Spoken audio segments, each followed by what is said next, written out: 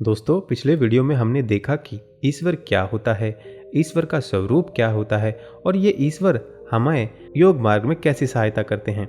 आज के वीडियो में हम ये जानेंगे कि जब हम योग के मार्ग में आगे बढ़ते हैं तो किस प्रकार की बाधाएं चित्त में उत्पन्न होती हैं और इन बाधाओं के परिणाम से हमारे चित्त में क्या होता है, हमारे शरीर में क्या होता है, इसके बारे में हम जानेंगे।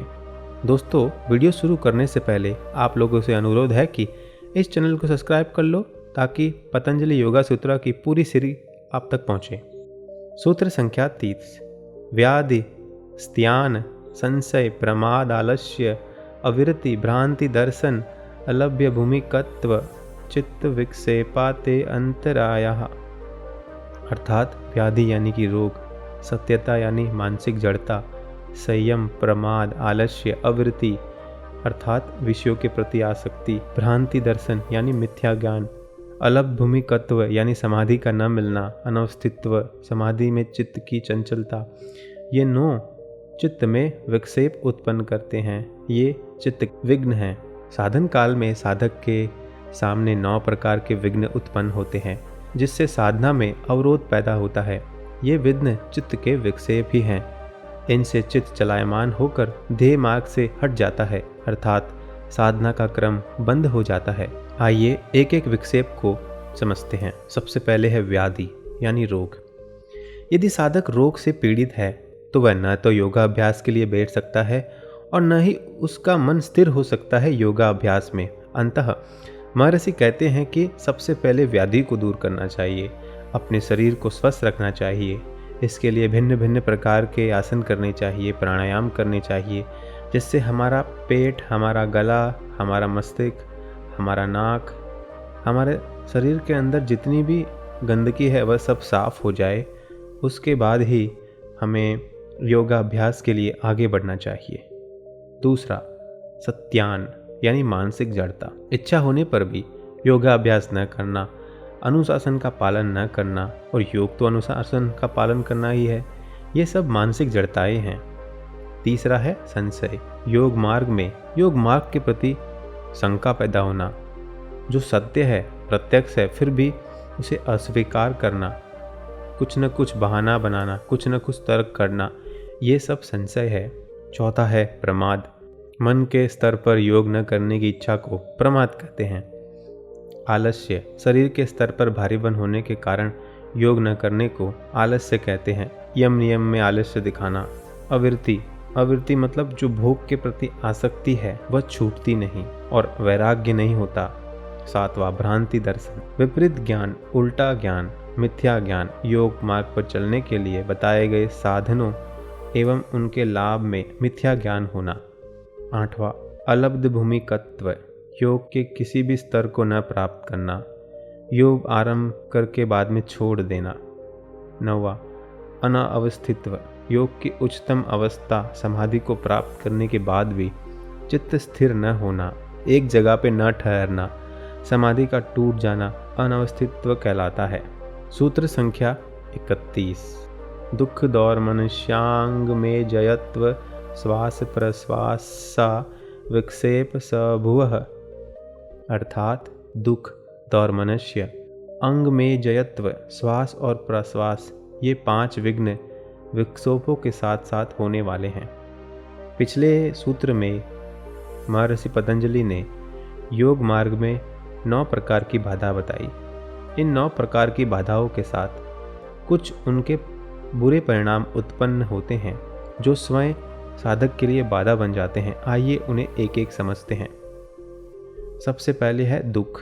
शास्त्रों में दुख 3 प्रकार के बताए गए हैं।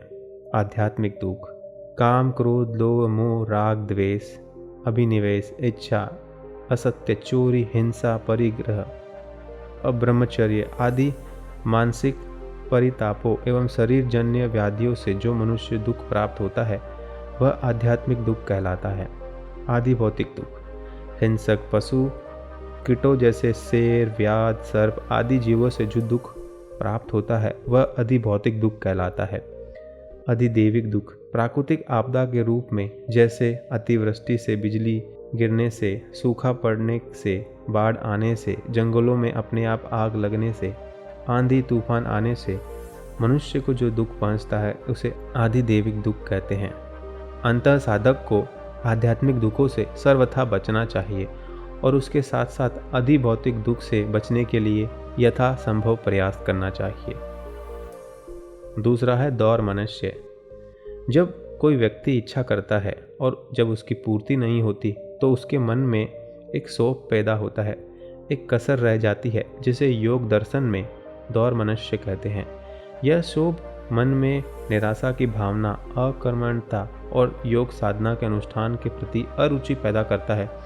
अंततः इससे बचने के लिए निष्काम कर्म करना ही एकमात्र समाधान है।